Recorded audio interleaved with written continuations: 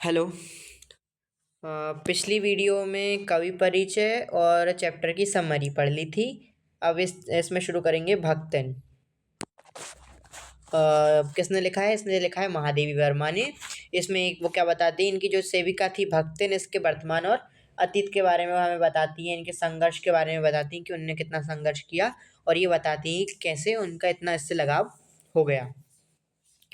तो पहले वो क्या लिखती हैं, वो उनके फिजिकल अपीयरेंस के बारे में लिखती हैं। शुरू लाइन में वो लिखती हैं, छोटे कद और दुबले शरीर वाली भक्तिन अपने पतले ओंठों के कोनों में दृढ़ संकल्प और छोटी आंखों में एक विचित्र समझदारी लेकर जिस दिन पहले पहले मेरे पास उपस्थित हुई थी, तब से आज तक एक युग का समय बीत चुका है। क्या बोल रही हैं? वो बोल रही हैं कि जो भक्तिन है वो छोटे कद की है, दुबले शरीर वाली है, मतलब वो दुबली पतली है, और उसके पतले पतले ओंठ हैं।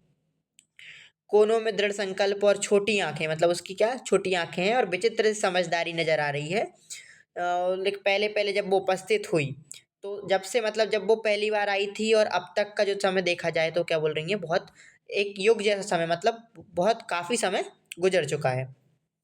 फिर वो क्या बोलती हैं? वो बोलती हैं, पर जब कोई जिज्ञासु उससे इस संबंध में प्रश्न कर बैठता है, तब वह पलकों को आधी पुतलियों तक गिराकर और चिंतन की मुद्रा में ढुट्टी को ऊपर उठाकर विश्वास भरे कंठ से उत्तर देती है, तुम पछे का बताई, यह 50 बरस से संग्रहित है। वो क्या बोल रही हैं? वो बोल रही हैं कि मतलब जब कोई जिज्ञासु, यानी जो जानने को इच्छुक हो, उसको वो जिज्ञासु बोलते हैं। वो क्या बोलता है, कोई जिज्ञासु जैसे किसी की जानने की इच्छा हुई तो वो क्या पूछ बैठता है प्रश्न कि कब से साथ रह रहे हो, कब से मतलब तुम इनकी सेविका हो। तो वो क्या बोलती हैं, कि मतलब वो अपनी आधी पलकों को गिराकर और ढुड्डी को ऊपर उठाकर विश्वास भरे स्वर से कंठ से बोलती, अपने गले से बोलती हैं। वो बोलती हैं कि तुम पछे काका बताई, यह 50 बरस से संग्रहित है। मतलब वो कहना चाह रही हैं कि तुमको क्या क्या बताएं, मैं इनके साथ 50 वर्ष से रह रही हूँ। किसके साथ? लेखिका के साथ, महादेवी वर्मा के साथ। कौन बोलती हैं? भक्तिन बोलती हैं। तो महादेवी वर्मा क्या बोलती हैं? वो बोल रही हैं कि इस हिसाब से मैं 75 की ठहरती हूँ, और ये 100 वर्ष भी पार कर जाती है। इसका भक्तिन को पता नहीं। वो बोल रही हैं कि भक्तिन को शायद ये बात पता नहीं है कि अगर इस हिसाब से देखा जाए तो मैं 75 की ठहरती हूँ और ये 100 वर्ष भी पार कर गई है। फिर वो बोल रही हैं, पता हो तो भी संभवतः वह मेरे साथ बीते हुए समय में रत्ती भर भी कम ना करना चाहेगी। वो बोल रही हैं अगर इसे पता भी होगा तो भी जो मेरे साथ इसका समय बीता हुआ है, मतलब इतनी आत्मीयता हो चुकी है दोनों में कि अब वो रत्ती भर भी समय उसमें कम करना नहीं चाहेगी। मुझे तो विश्वास हो जाता है कि कुछ वर्ष और बीत जाने पर वह मेरे साथ रहने के समय को खींच कर 100 वर्ष तक पहुंचा देगी, चाहे उसके हिसाब से मुझे 150 वर्ष की असंभव आयु का भार क्यों न ढोना पड़े। वो बोलती हैं कि मतलब शायद मुझे तो विश्वास है कि कुछ वर्ष बाद, अगर कुछ वर्ष तक ऐसा रहा, फिर उसके बाद क्या करेगी, ये बोलेगी 100 तक खींच लेगी, है बोलेगी मैं इनके साथ 100 वर्ष से रह रही हूँ। भक्तिन बोलेगी महादेवी वर्मा के लिए कि इनके साथ मैं 100 वर्ष से हूँ, भले इसके मतलब उनको 150 वर्ष की असंभव आयु का भार क्यों ना धोना पड़े। मतलब इसके हिसाब से उनको कोई फर्क नहीं पड़ता कि भले वो 150 वर्ष की क्यों ना ठहरती हूँ महादेवी वर्मा। आ, आगे लिखती हैं कि सेवक धर्म में हनुमान जी से स्पर्धा करने वाली भक्तिन किसी अंजना की पुत्री न होकर एक अनाम धन्य गोपालिका की कन्या है। नाम है लक्ष्मण, अर्थात लक्ष्मी। वो बोलती हैं कि सेवक धर्म में वो क्या करती हैं, हनुमान जी से भी कंपटीशन कर रही हैं। हनुमान जी मतलब बोलते हैं ना कि हनुमान जी सेवक शिरोमणि हैं, जो राम जी के क्या सेवक थे। तो वो हनुमान जी से भी कंपटीशन करने वाली जो भक्तिन है, वो किसी अंजना की पुत्री नहीं है। मतलब जो हनुमान जी थे वो क्या थे, अंजना माता के पुत्र थे, लेकिन ये किसी अंजना की पुत्री नहीं है, एक अनाम धन्या गोपालिका की कन्या है। अनाम धन्या मतलब एक पैसे वाले व्यक्ति की क्या है, एक कन्या है जिसका नाम है लक्ष्मण। लक्ष्मण मतलब क्या, लक्ष्मी, इसका नाम क्या है, लक्ष्मी। पर जैसे मेरे नाम की विशालता मेरे लिए दुरह है, वैसे ही लक्ष्मी की समृद्धि भक्तिन के कपाल की कुंचित रेखाओं में नहीं बन सकी। तो मतलब अभी हम जिनको भक्तिन बोल रहे हैं उनका नाम क्या था, असल नाम उनका लक्ष्मी था। तो वो क्या बोलती हैं, वो बोलती हैं जैसे कि पर जैसे मेरे नाम की विशालता, वो महादेवी वर्मा बोलती हैं, मेरे नाम की, उनका नाम क्या था, महादेवी। की विशालता मेरे लिए दुर्वाह नहीं है, मतलब उनके लिए सही नहीं बैठती। वो बोलती हैं जैसे मेरे नाम की विशालता, मतलब मेरा जो नाम है, उनका नाम क्या है? महादेवी। तो उनका जो नाम है वो उनके ऊपर सही नहीं बैठता, उनको दुर्वाह नहीं है।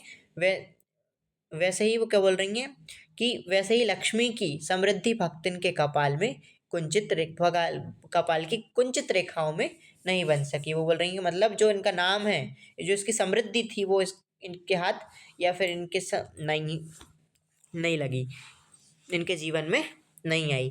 वैसे तो जीवन में प्रायः सभी को अपने अपने नाम का विरोधाभास लेकर जीना पड़ता है। मतलब बोल रही हैं कि कभी ना कभी अपने नाम का जो विरोधाभास सामने आ ही जाता है सबके जीवन में, कि नाम जैसे, मतलब नाम जैसा है वैसा उनके जीवन में कुछ नहीं होता। लेकिन भक्तिन बहुत समझदार है। क्या बोल रही हैं वो? लेकिन भक्तिन बहुत समझदार है, क्योंकि वे अपना समृद्धि सूचक नाम किसी को बताती नहीं। वो बोल रही हैं कि जो भक्तिन है वो बहुत समझदार है और अपना ये समृद्धि सूचक, यानी लक्ष्मी एक समृद्धि का प्रतीक है, वो नाम किसी को बताती नहीं है, किसी को उजागर नहीं करती। केवल जब नौकरी की खोज में आई थी, तो भक्तिन क्या महादेवी वर्मा के पास जब नौकरी की खोज में आई थी पहली पहली बार, तो जब उनने तब ईमानदारी का परिचय देने के लिए अपने शेष इतिवृत्त के साथ ये भी बता दिया, मतलब उनने अपना नाम भी उसी के साथ बता दिया, पर इस प्रार्थना के साथ कि मैं कभी नाम का उपयोग ना करूं। तो उनने क्या प्रार्थना की? उनने बोला कि मेरा नाम का उपयोग आप कभी मत करना। भक्तिन ने बोला महादेवी वर्मा से। उपनाम रखने की प्रतिभा होती, महादेवी वर्मा बोलती हैं, अगर मुझ में उपनाम रखने की, उपनाम मतलब क्या? जैसे हम किसी को पुकारते हैं, यहाँ उपनाम का मतलब, वैसे उपनाम का मतलब सरनेम होता है, लेकिन जब हम किसी को पुकारते हैं तो उसको भी हम क्या बोलते हैं? उपनाम। जो हम छोटे नाम रखते हैं और किसी को प्यार से बुलाने के लिए जो उपयोग करते हैं, उसको यहाँ पे उपनाम बोला गया है। तो मैं सबसे पहले उसका प्रयोग अपने ऊपर करती हूँ। वो क्या बोलती हैं कि अगर ऐसी कुछ कला होती मुझ में, या फिर मुझे आता है ऐसा कुछ, तो सबसे पहले मैं अपने ऊपर उपयोग कर लेती। क्यों? क्योंकि उनका नाम है महादेवी। तो वो शायद उनको ऐसा लगता है कि मेरे नाम का भी मेरे ऊपर कोई वो, मतलब सही नहीं बैठता है तर्क। तो इसलिए वो बोलती हैं ऐसी कोई कला, ऐसी कोई प्रतिभा मेरे अंदर होती, तो मैं अपने ऊपर ज़रूर इस्तेमाल कर लेती। इस तथ्य को वह देहातिन क्या जाने। तो क्या बोल रही हैं? इस तथ्य को देहातिन नहीं जानती।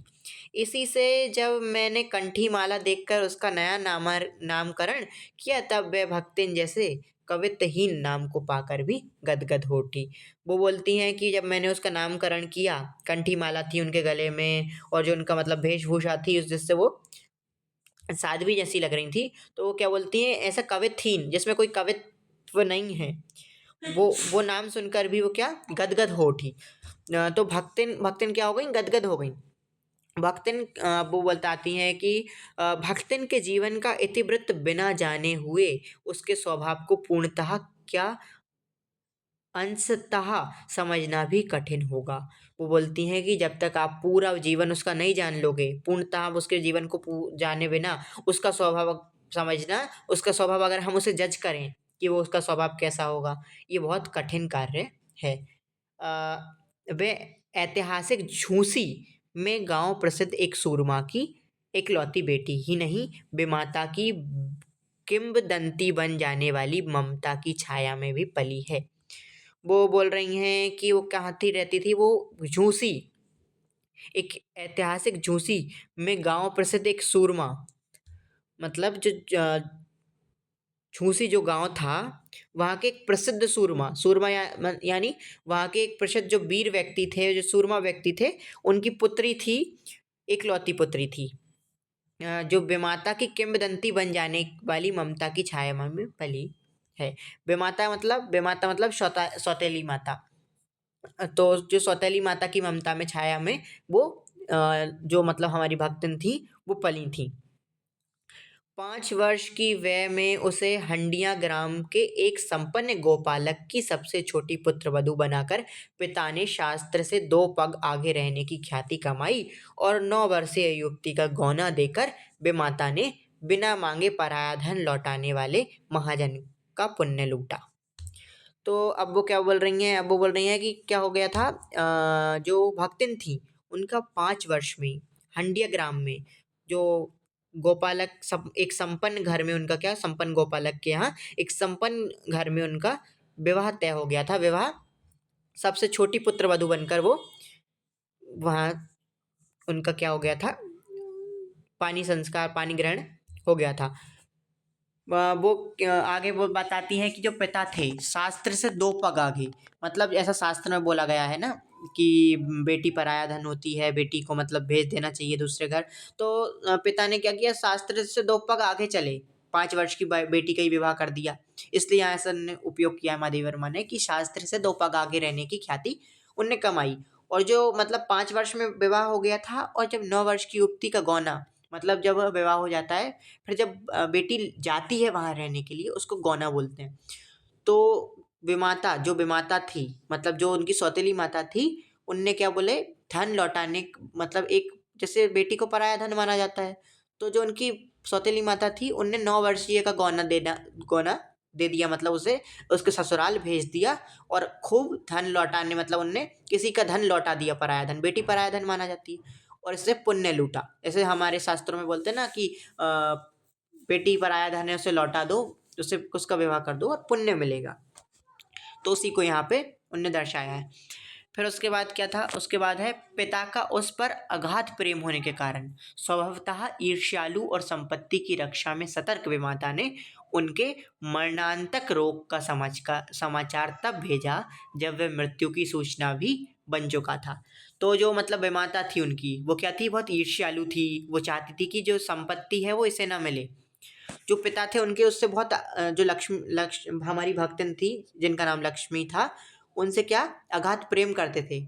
इनका विवाह हो गया, इनका गौना दे दिया किसने, बेमाता ने। फिर इसके बाद जो इसको बेमाता को पता था कि अगाध प्रेम करते हैं पिताजी, स्वभावतः उनकी एक एकलौती बेटी है, तो प्रेम वो अगाध प्रेम उससे करते थे। लेकिन जो बेमाता थी, मतलब जो सौतेली माता थी, वो क्या थी, ईर्ष्यालु थी, संपत्ति की रक्षा, मतलब वो चाहती थी कि संपत्ति बेटी को नहीं मिलनी चाहिए, मुझे ही मिलनी चाहिए। तो उनने इस कारणवश जो मरणांतक रोग, यानी जिस जो मृत्यु, जो घातक रोग होता है, मतलब जानलेवा, जो उनके पिता को क्या था, जानलेवा रोग था। तो जो रोग का समाचार उन्होंने कब भेजा कि पिताजी बीमार हैं, जब उनकी मृत्यु हो गई। क्यों? क्योंकि अगर बेटी आती तो शायद पिताजी अ, को पता था कि मेरे को जानलेवा रोग है, तो शायद संपत्ति, उसको कुछ संपत्ति दे देते, कुछ अपनी प्रॉपर्टी का हिस्सा दे देते। इस कारण वे माता ने उनकी मृत्यु के पश्चात ये समाचार भेजा। अब क्या होगा, रोने पीटने के अपशकुन से बचने के लिए सास ने भी उसे कुछ ना बताया। बहुत दिन से नहर नहीं गई, सो जाकर देख आवे, यही कहकर और पहना उड़ाकर सास ने उसे विदा कर दिया। क्या हो गया, अब जो सास थी उसकी, सास ने रोने पीटने, मतलब अब पता चलता उसे तो वो रोने लगती, और वहाँ पे मतलब उसको अपशकुन की तरह देख रही थी। वो बोलती कि ये रोने लगेगी अब भी यहाँ पे। तो क्या बोलती हैं, उनने कुछ नहीं बताया उसे, और वो उससे बोलती हैं कि तुम नहर नहीं, सॉरी, नैहर, तुम नैहर नहीं गई हो, मतलब तुम अपने मायके नहीं गई हो बहुत दिनों से। एक काम करो, तुम मायके घूम कर आओ। तो उसको पहना ओढ़ाकर अच्छे अच्छे वस्त्र देकर विदा करती हैं। वो बोलती हैं कि तुम अपने मायके घूम कर आओ।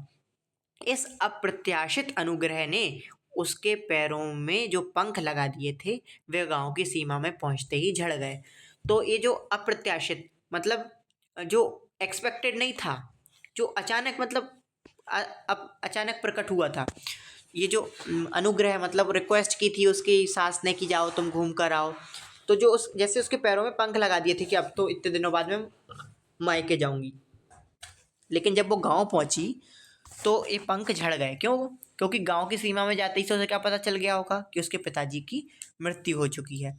तो वहाँ पे जैसे वो गांव पहुंची, क्या बोलते हैं गांव के लोग बोलते हैं, हाय लक्ष्मण अब आई।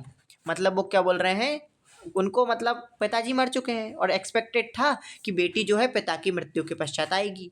लेकिन जो उसकी सास थी, उसने उसको कुछ बताया नहीं था कि क्या हो चुका है, क्या नहीं हुआ है। तो अब गई तो अब सब क्या बोल रहे हैं, हाय लक्ष्मण अब आई, मतलब वो ये बोल रहे हैं कि पिताजी की मृत्यु के इतने दिनों बाद तू आई।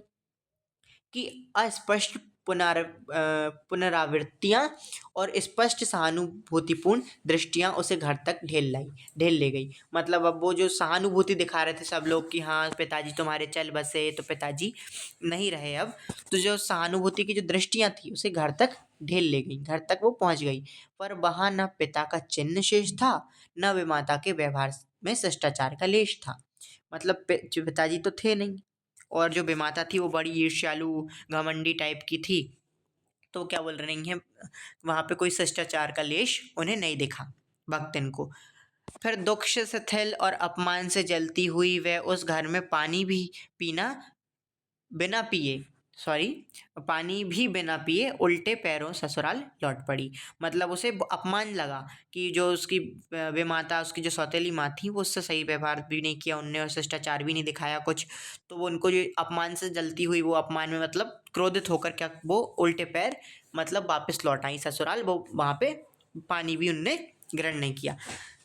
और फिर आके वो क्या करती हैं, सास को खरी खोटी सुनाकर उसने बेमाता पर आया हुआ क्रोध शांत किया और पति के ऊपर गहने फेंक फेंक कर अपने पिता के चिर बिछो की मर्म व्यथा व्यक्त की।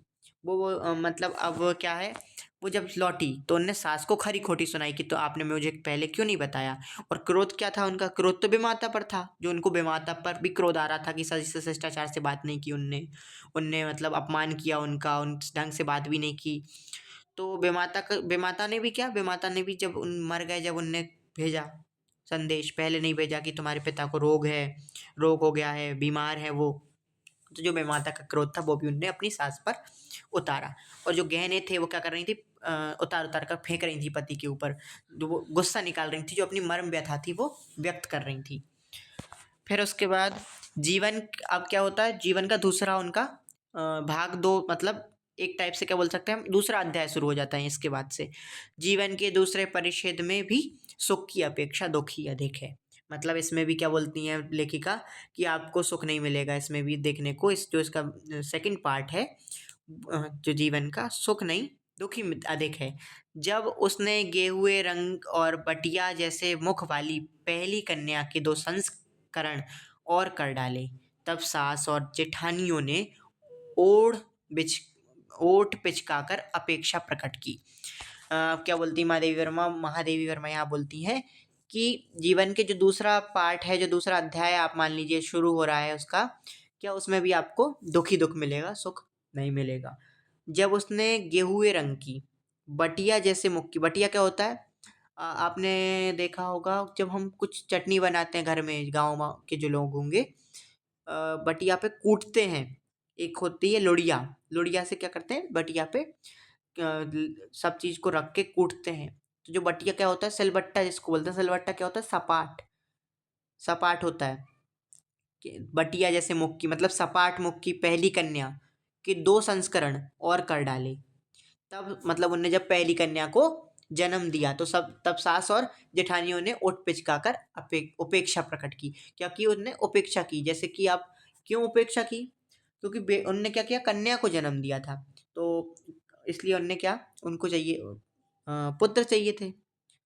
पुत्र की ज़्यादा वो है ना, मेल डोमिनेंट समाज है। पहले ही जब हमने पहला पार्ट पढ़ा था तो उसमें देखा था कि जो लेखिका हैं हमारी महादेवी वर्मा, वो मेनली इसी चीज़ पर ज़्यादा लिखती हैं, इसी चीज़ को ज़्यादा वो करती हैं कि जो हमें मेल डोमिनेंट समाज में रह रहे हैं। तो क्या बोल रही हैं यहाँ पे, वो बोल रही हैं कि भक्तन की जो जेठानियाँ थी और जो सास थी वो क्या करती हैं, ओठ बिचकाकर यानी बुरे मन से उसको भला बुरा कहती हैं।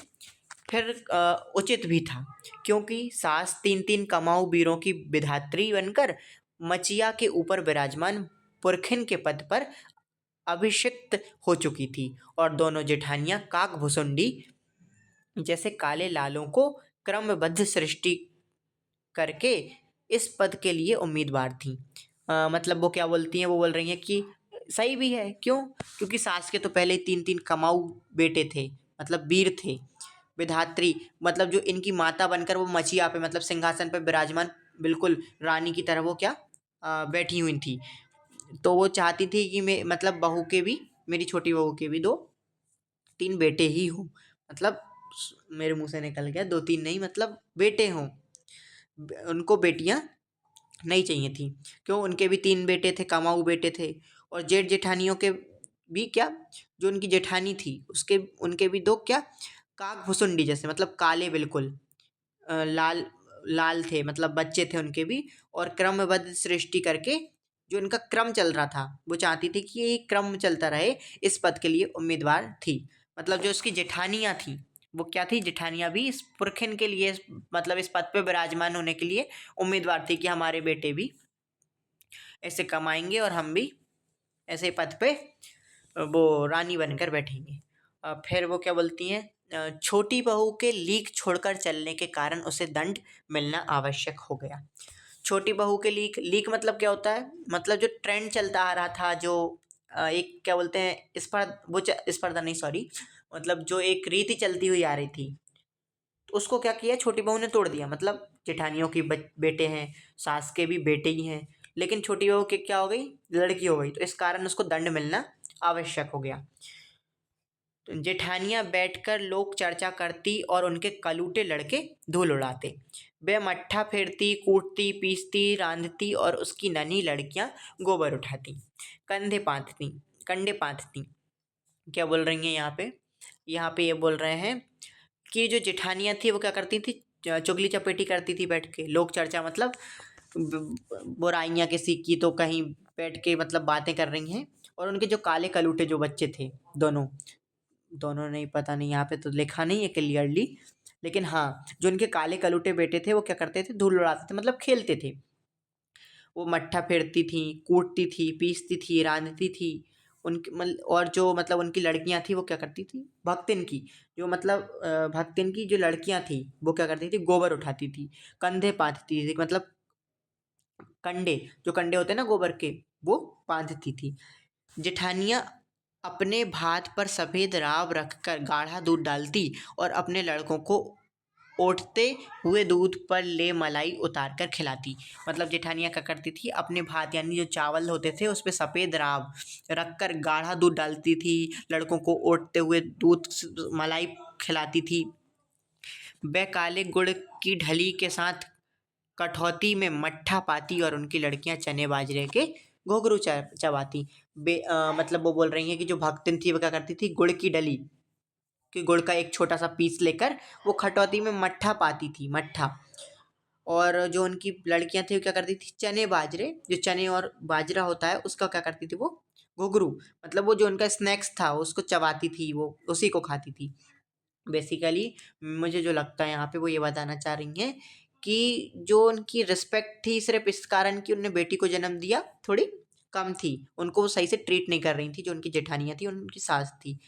यहाँ पे वो गुड़ की ढली के साथ क्या मट्ठा पा रही हैं, लेकिन वो दूध मलाई पा रही हैं। ये उनकी जो बेटियां हैं उनको भी सही से वो खाना नहीं दे रही, चने बाजरे की घुंघरू चबाती थी, ऐसा लिखा है यहाँ पर। तो वो शायद यही लेखिका बताना चाह रही हैं कि जो उनकी वो थी, वो उनको सही रिस्पेक्ट, सही वो नहीं मिल रहा था घर में, आदर। आगे पढ़ते हैं। इस दंड विधान के भीतर कोई ऐसी धारा नहीं थी जिसके अनुसार खोटे सिक्कों की टकसाल जैसी पत्नी से पति को विरक्त किया जा सकता। मतलब सारी चुगली चबाई की परिणति उसके पति प्रेम को बढ़ाकर ही होती थी। जेठानियाँ बात बात पर धमाधम पीटी कूटी जाती। यहाँ पर क्या बोल रही हैं, इस दंड विधान के भीतर ऐसी कोई धारा नहीं थी, मतलब ऐसा कोई नियम नहीं था, ऐसी कोई धारा नहीं थी कि जिससे हम क्या कर सकें, इसको, भक्तिन को वो क्या करती, पिटवा सकती थी, भक्तिन को वो अपने पति से विरक्त यानी पति को उसके खिलाफ कर सकती थी। वो कितनी भी संभवतः प्रयास कर ले, मतलब वो करती होंगी। वो क्या करती थी, सारे दिन उसकी चुगली चबाटी करती थी पति से कि तुम ये ऐसा ही है, काम नहीं करती है, ये काम चोर है, ऐसा कुछ वो बोलती होंगी, जिसके कारण वो क्या सोचती थी कि इसका पति इसको डांटेगा, इसको मारेगा, इसको चिल्लाएगा, इनके बीच बहस होगी। तो लेकिन ऐसा कुछ नहीं होता था, ऐसा कोई दंड विधान था ही नहीं, तो वो क्या कर सके, दोनों के बीच में टकरार करा सके। जो उनका पति पत्नी का जो प्रेम था वो इसको उल्टा बढ़ा ही देती थी इन सब के कारण। तो जेठानियाँ अपने पतियों से पिटती थी, जेठानियाँ बात बात पर धमाधम पीटी कूटी जाती थी, पर उनके पति ने उसे कभी उंगली भी नहीं छुआई। पर उसके पति ने, और मतलब जो भक्तिन के पति थे, उसने कभी भी उसको उंगली भी नहीं छुआई, मतलब उसने कभी भी उस पर हाथ भी नहीं उठाया। वह बड़े बाप की बड़ी बात वाली बेटी को पहचानता था। वो जानते थे कि मतलब जो भक्तिन है वो क्या है, बड़े बाप की बड़ी बेटी है। इसके अतिरिक्त परिश्रमी, तेजस्विनी और पति के प्रति रोम रोम से सच्ची पत्नी को वह चाहता भी बहुत रहा होगा। तो यहाँ पे लेखिका क्या बोल रही हैं, वो बोल रही हैं कि मतलब जो भक्तिन थी वो बहुत परिश्रमी थी, तेजस्विनी थी, और उनके जो मन में पति के लिए जो प्रेम था वो अलग ही दिखता था, अलग ही वो दरसता था रोम रोम में। उनके लिए, पति के लिए बहुत अथाह प्रेम था, और इस अथाह प्रेम करने वाली पत्नी को वो पति भी बहुत चाहता होगा, क्योंकि उसके प्रेम के बल पर ही पत्नी ने अलगोझा करके सबको अंगूठा दिखा दिया। मतलब अपने पति को, मतलब पति का साथ दिया, पति ने इतना प्रेम दिखाया, इसी के ऊपर, इसी के बलबूते पर उन्होंने क्या किया, अलगोझा। अलगोझा मतलब उन्हें अलग हो गई, वो बंटवारा कर लिया कि अब हम अलग रहेंगे। मतलब फैमिली का जो डिवीजन नहीं हो जाता कि जब जॉइंट फैमिली होती है तो भाई भाई अलग हो जाते हैं, वो जो बंटवारा था उनने कर लिया, उनने पूरी फैमिली को अंगूठा दिखा दिया। काम वही करती थी, इसलिए गाय भैंस, खेत खलियान, अमराई के पेड़ आदि के संबंध में उसी का ज्ञान बहुत बढ़ा चढ़ा था। तो क्या करती वो, मतलब जो काम क्या सब वही करती थी, गाय भैंस, खेत खलियान देखना, पेड़ों की देखभाल करना, ये सब जो घर के जितने भी काम थे और जो बाहर के भी गाय भैंसों के काम होते थे, खेत खलियान के काम होते थे, वही संभालती थी। तो जो इन सब के मामले में जिनका ज्ञान था वो बढ़ा चढ़ा था ही। क्यों? क्योंकि मान लीजिए आप 2-3 साल तक गाय भैंस की देखभाल करें तो, और आप खेत खलियान देखें तो आपको भले ही शुरू में कुछ ना आता हो, लेकिन आखिरी में आप देखेंगे कि आपको बहुत बहुत ज़्यादा नॉलेज उस बारे में हो चुकी होगी। तो वैसे ही यहाँ पे क्या बोल रहे हैं, जब सब चीज़ें वही संभालती थी, गाय भैंस देखती थी, खेत खलियान देखती थी, सब पेड़ पौधे देखती थी, तो इस मामले जो, मतलब इन सब के मामले में जो उसका ज्ञान था वो बढ़ गया था और बढ़ा चढ़ा था। उसने छाँट छाँट कर ऊपर से असंतोष की मुद्रा के साथ और भीतर से पुलकित होते हुए जो कुछ लिया वह सबसे अच्छा ही रहा। साथ ही परिश्रमी दंपत्ति के निरंतर प्रयास से उसका सोना बन जाना भी स्वाभाविक हो गया। तो मतलब उन लोगों ने क्या किया, बहुत परिश्रम किया, दोनों दंपत्ति ने, दोनों पति पत्नी ने इतना परिश्रम किया जिस कारण से सोना बन जाना, मतलब उनका जो सक्सेस थी उनको मिल गई, और जो कि स्वाभाविक था, मतलब जो कि नेचुरल था कि हाँ, अगर कोई मेहनत करेगा, कोई इतनी मतलब लगन से कोई चीज़ करेगा तो उसका उसको फल मिलेगा। आगे क्या बोलती हैं लेखिका, धूमधाम से बड़ी लड़की का विवाह करने के उपरांत पति ने घरौंदे से खेलती हुई 2 कन्याओं और कच्ची गृहस्थी का भार 29 वर्ष की पत्नी पर छोड़कर संसार से विदा ली। अब यहाँ पे क्या हुआ कि धूमधाम से जो उनकी मतलब उनकी शायद 2 लड़कियां थीं, तो धूमधाम से बड़ी लड़की का उनने विवाह किया। उसके बाद क्या किया, पति ने घरौंदे से खेलती हुई 2 कन्याओं, sorry, I am really sorry, उसकी 3 लड़कियां थी। यहाँ पे क्या बोल रहे हैं, यहाँ बोल रहे हैं कि धूमधाम से बड़ी लड़की का विवाह कर दिया, और जो घरौंदे में खेलती, मतलब 2 लड़कियां जो छोटी छोटी थी अभी भी घरौंदे में खेलती, उनको छोड़कर, और कच्ची गृहस्थी, मतलब जो अभी कच्ची थी, जो 2 कन्याओं का विवाह बाकी था, एक लड़की का विवाह तो कर चुके थे, लेकिन तो इस गृहस्थी का जो भार था वो किस पे छोड़ दिया, इस पर छोड़कर, भक्तिन पर छोड़कर वो संसार से उन्हें विदा ली। उनकी क्या हो गई, मृत्यु हो गई यहाँ पे। जब कितने साल की थी भक्तिन, 29 वर्ष की थी। जब वह मरा तब उसकी अवस्था 36 वर्ष से कुछ ही अधिक रही होगी। अब लेखिका बोल रही हैं कि जब भक्तिन का पति मरा था तो उसकी मतलब कुछ ही अधिक रही होगी 36 वर्ष से। भक्तिन कितने वर्ष की थी उस वर्ष, उस वक्त थी वो 29 वर्ष की, 29, और जो पति थे वो 36 से कुछ ही ज़्यादा ही रहे होंगे, मतलब 36 से थोड़े ज़्यादा ही रहे होंगे। पर पत्नी आज उसे बढ़ऊ कहकर स्मरण करती है। मतलब जो भक्तिन है वो अब उन्हें, उनके पति को कैसे स्मरण करती है, बुढ़ऊ कहकर। भक्तिन सोचती है कि जब वह बूढ़ी हो गई तब क्या परमात्मा के यहाँ वे भी बुढ़ा गए होंगे, अतः उन्हें बुढ़ऊ ना कहना उनका घोर अपमान है। वो भक्तिन क्या समझती है, भक्तिन सोचती है कि जब मैं बूढ़ी हो गई हूँ यहाँ पे, तो जो ईश्वर का, मतलब ईश्वर के घर जो मेरे पति हैं, ईश्वर के द्वार जो मेरे पति गए हैं, वो भी क्या बूढ़े नहीं हो गए होंगे। तो वो क्या समझती है, वो बुढ़ऊ ना कहना अपमान समझती हैं उनका। हाँ, तो भक्तिन के हरे भरे खेत, मोटी ताजी गाय भैंस और फलों से लदे पेड़ देखकर जेठ जेठौतों के मुंह में पानी भर आना ही स्वाभाविक था।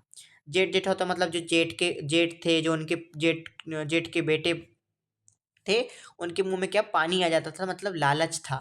जो इतने भक्तिन जो अकेली हरे भरे खेत थे उनके पास, मोटी ताजी गाय भैंस थी, फलों से लबादब पेड़ थे, मतलब इतनी जो उनकी जो संपत्ति थी, इतना जो उनके उन्हें प्रॉपर्टी एकत्रित कर ली थी, जो इतना उन्होंने सक्सेस हासिल कर ली थी, इससे क्या वो जलते थे और इससे क्या वो उनके मुंह में पानी आता था, यानी लालच उनके मन में था। इस सब की प्राप्ति तो तभी संभव थी जब भयहु दूसरा घर कर लेती। ये क्या कह रहे हैं वो, ये सब जब उनको कब मिलता, जब वो दूसरी शादी कर लेती, वो क्या अपने ससुराल चली जाती दूसरे, मतलब अगर दूसरी शादी कर लेती तो उनका वो वाला ससुराल हो जाता, तो वो अपन उस ससुराल चल जाती, तो ये सब उनको यहाँ छोड़ना पड़ता। और ये किसको मिल जाता, जेठ जेठोतों को। पर जन्म से खोटी भक्तिन इनके चकमे में आई ही नहीं। जन्म से खोटी का मतलब क्या है इधर, जन्म से खोटी मतलब जिसने जन्म से ही सब कुछ देखा था, मतलब जो उनकी बेमाता थी वो कितनी ईर्ष्यालु थी संपत्ति के प्रति, और संपत्ति कैसे, मतलब ये सब जो वो बचपन से देख रही थी। तो बचपन से खोटी भक्तिन जो थी, यहाँ पे लेखिका बोलती कि जो बचपन से ही खोटी थी, उस वो इन सब के जाल में, इनके उसमें नहीं फंसी। उसने क्रोध से पांव पटक पटक कर आंगन को कंपायमान करते हुए कहा, हम कुकुरी बिलाई ना हुए, हमार मन पोसाई तो हम दूसरों के जाव नाही, ता तुम्हार पचे को की छाती पे होरा भूंजब और राज करब, समझ रहे। तो क्या बोलती हैं यहाँ पे कि उनने क्रोध में पांव पटक पटक कर आंगन को कंपायमान यानी सबको हिला दिया। वो बोलती हैं कि आंगन को कंपायमान कर दिया, और वो उनने क्या कहा, हम कुकुरी बिलाई ना हुए, मतलब हम इतने वो नहीं है, हम वो कुकुरी बिल्ली नहीं है जो तुम्हारी बातों में हमार मन पोसाई तो हम दूसरा के जाव नहीं, मतलब हम इतना वो नहीं है, मतलब इतनी मैं बेवकूफ़ नहीं हूँ। भक्तन बोलती हैं कि मैं तुम लोगों की बातों में आ जाऊंगी और दूसरे के घर चली जाऊंगी। तो क्या बोलती, मैं यहीं रहूंगी और तुम्हारी छाती पे ही होरा भूंजूंगी और यहीं पे खाऊंगी, समझ रहे हो। वो क्या बोलती, समझ रहे हो। तो वे क्या कह रही हैं, वो कह रही हैं कि यहीं पे तुम्हारी छाती पे, जिसे हम क्या बोलते हैं नॉर्मल का जो लोग मुहावरा है, तुम छाती पे मुंह डालना, यहाँ पे बोलती होरा भूंजब। होरा मतलब क्या होता है, जो चने होते हैं ना, जो हरे चने होते हैं उनको भूंजते हैं, उसका मतलब होता है होरा। तो यहाँ बोल रही है कि मतलब तुम्हारी छाती पे भूंजूंगी मैं, होरा भूंजब मतलब क्या करते हैं उनको भूंज कर खाते हैं, तो होरा यहीं पे भूंजूंगी और राज करूंगी, समझ रहे हो। फिर उसके क्या बोलते हैं, उसने ससुर अजिया ससुर और जाने कई पीढ़ियों के ससुर गणों की उपार्जित जगह जमीन में से सुई की नोक बराबर भी देने की उदारता नहीं दिखाई। मतलब जो उनके पास प्रॉपर्टी थी, जो उनके पास जगह जमीन थी, ससुर अजिया ससुर और कई पीढ़ियों से चलती आ रही थी, उसमें से उनने एक सुई की नोक भी बराबर देने की क्या जो दया थी, जो उदारता थी, वो उनने नहीं दिखाई। इसके अतिरिक्त गुरु के कान फुकवा, कंठी बांध और पति के नाम पर घी के चिकने केशों को समर्पित कर अपने अ, कभी न टलने की घोषणा कर दी। तो वो क्या बोल रहे हैं, मतलब उनको क्या लग रहा था कि ये दूसरा विवाह कर ले ऐसा वैसा, तो उनने क्या किया, मतलब इसके अतिरिक्त उनने क्या किया, गुरु से कान फुकवाना, मतलब क्या बोलते हैं हमारे जो एक वो होती है ना रीत होती है कि गुरु से दीक्षा लेते हैं, गुरु कान में क्या बोलते हैं मंत्र देते हैं, गुरु मंत्र। तो उन्होंने क्या लिया, गुरु गुरु से दीक्षा लेकर गुरु मंत्र ले लिया और कंठी ले ली, मतलब जो पति के नाम से उनने क्या किया, कंठी ले ली और अपने पति के नाम पर अपने केश समर्पित कर दिए, मतलब उनने केश कटवा लिए, उनके जो बाल थे, केश मतलब बाल, तो उन्हें क्या किया, समर्पित कर दिया। जैसे विधवा लोगों के लिए जो होती हैं, जो नियम होते हैं, उनने पूरे माने और उनने क्या कर दिया, यहाँ से ना टलने की घोषणा कर दी, मतलब मैं अपने निर्णय पर अटल हूँ।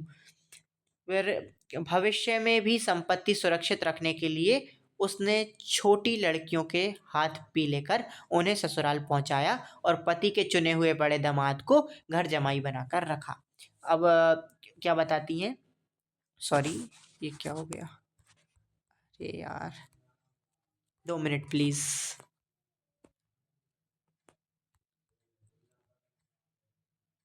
कहाँ थे,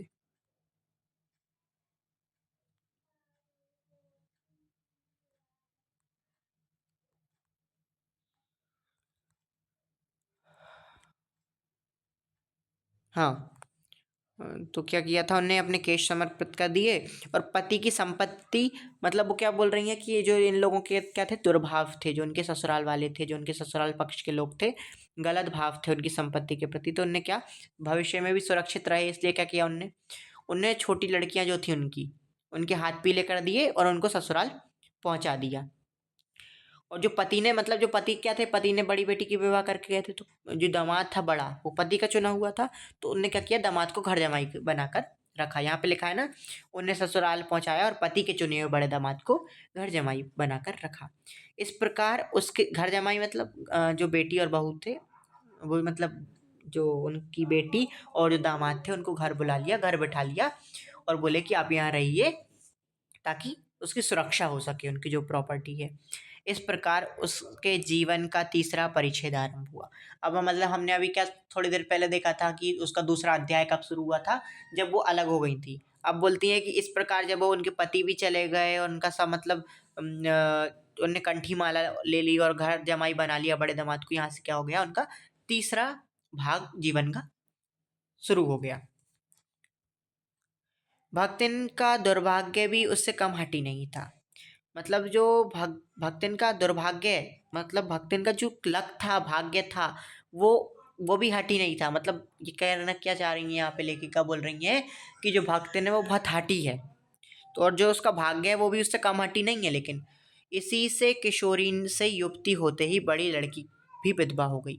अब यहाँ पे ऐसा क्यों बोला कि भाई उसका दुर्भाग्य हटी नहीं था?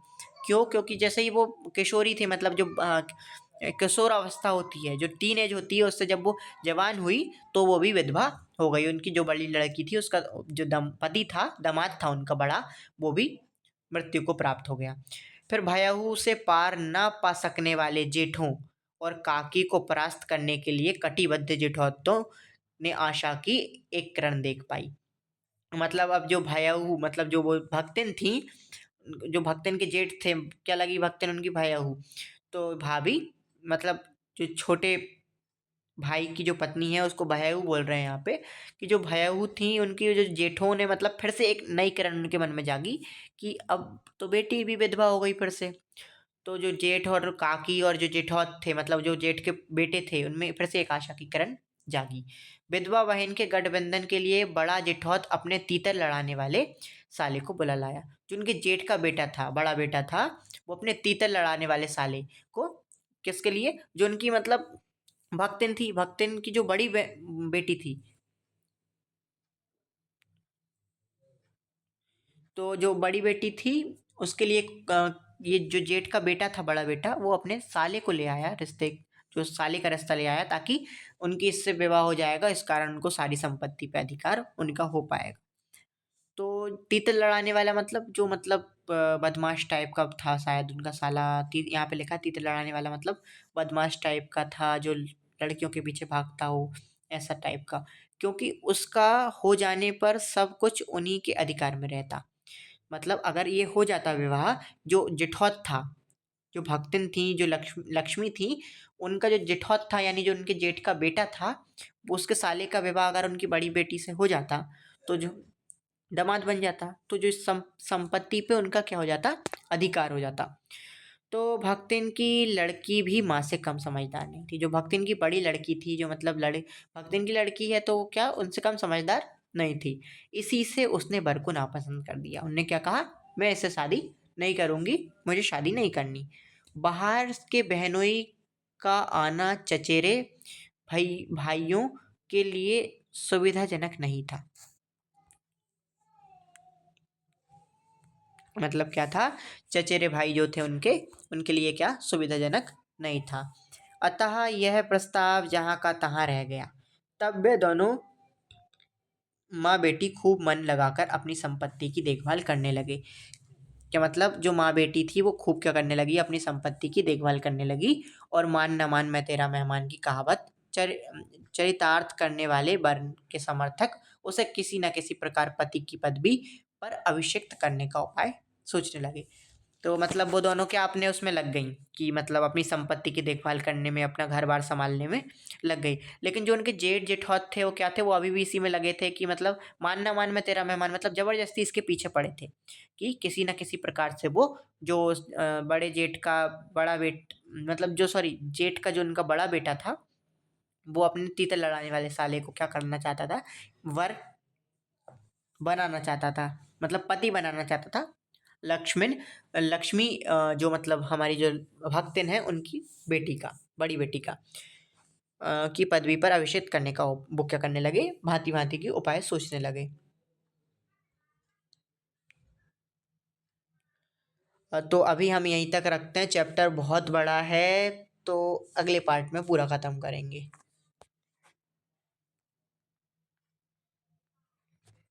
Thank you.